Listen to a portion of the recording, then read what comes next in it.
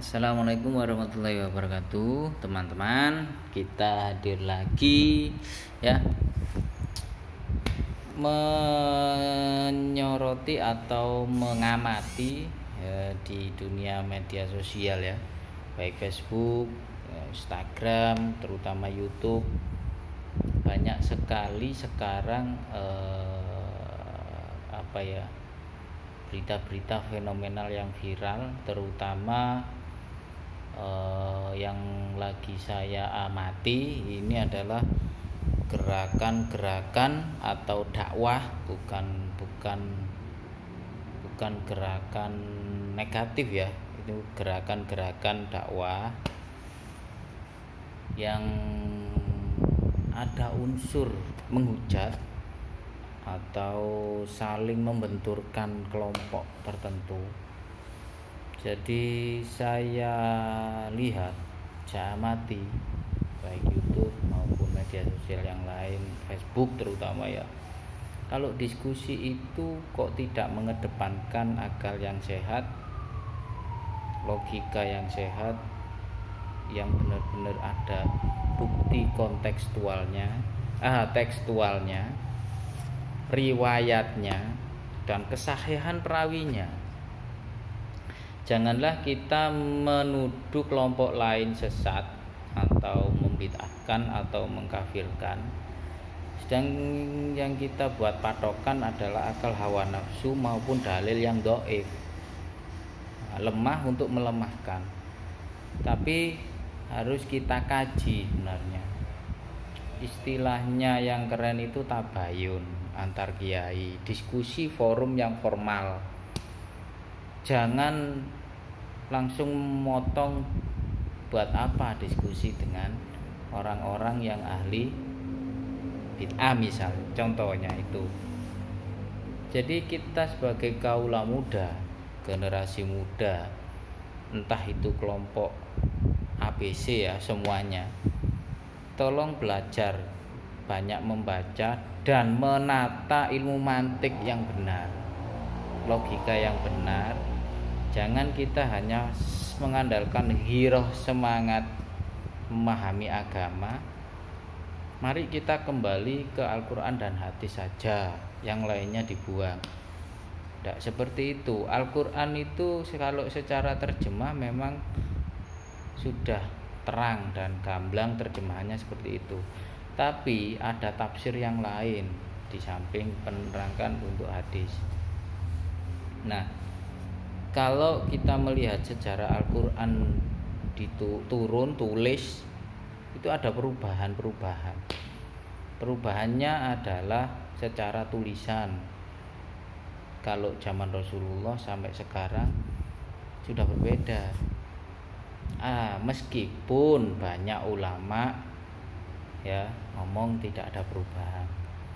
Zaman penulisan Rasulullah, zaman penulisan Umar, zaman penulisan Abu Bakar, zaman penulisan Utsman, itu mushafnya berbeda-beda secara tulisan. Nah, tapi secara maknawi banyak tafsiran, tetap sama, Bismillahirrahmanirrahim. Tetap bunyinya Bismillahirrahmanirrahim, tafsirnya untuk tujuan yang sama. Tapi gaya penulisannya sudah berbeda dengan zaman sekarang. Apalagi Al-Quran terbitan sekarang itu tulisannya ya seperti itu, ada titiknya, ada harokatnya.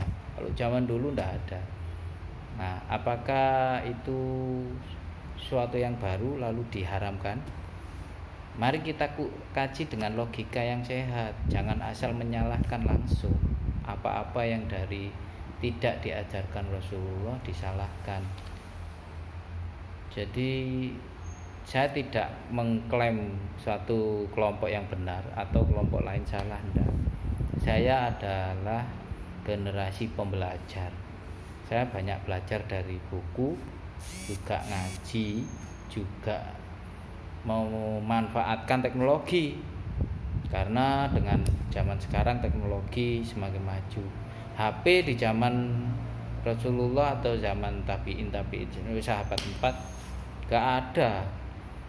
Kenapa kok kaum-kaum yang suka menyalahkan kelompok lain itu masih menggunakan channel YouTube atau channel teknologi seperti sekarang. Nah, makanya kita kaji dengan akal yang sehat. Ada apa tujuan di balik itu semua? Nah, kita harus mikir situ. Kenapa ada kelompok baru hadir di Indonesia ini, mengenalkan paham seperti itu. Padahal kalau dicermati paham seperti itu, lahirnya dari mana, pembawanya siapa, ada di balik itu semua adalah gerakan-gerakan jangan-jangan untuk memperkeruh keadaan di Indonesia.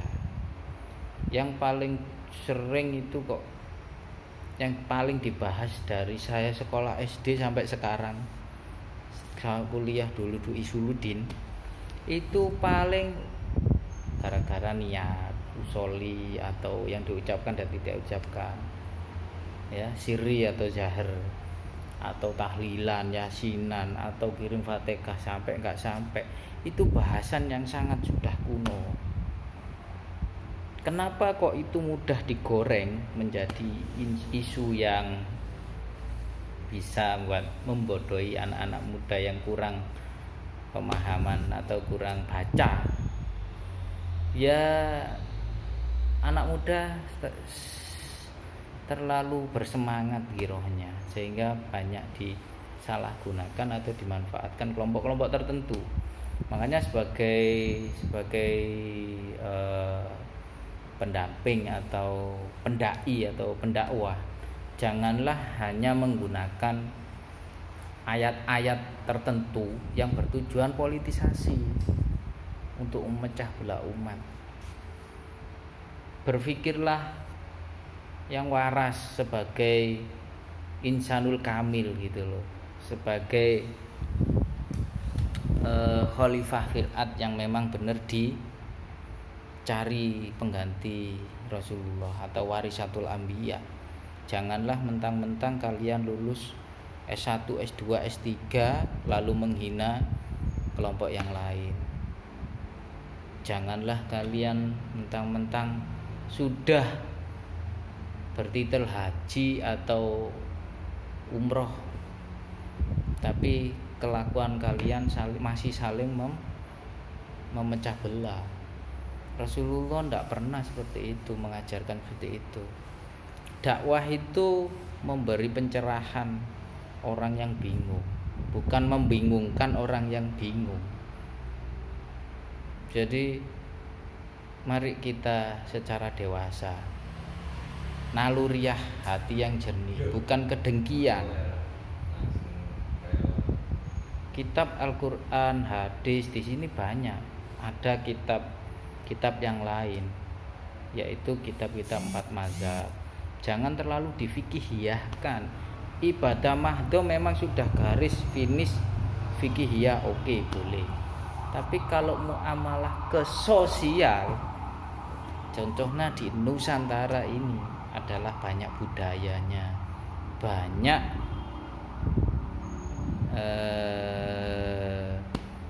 budaya adiluhung yang tidak bertentangan dengan tauhid kalau kita benar-benar tahu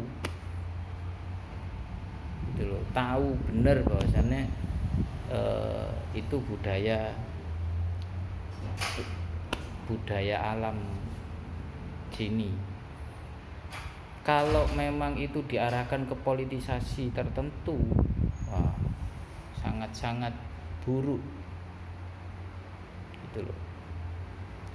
Jadi kita gunakan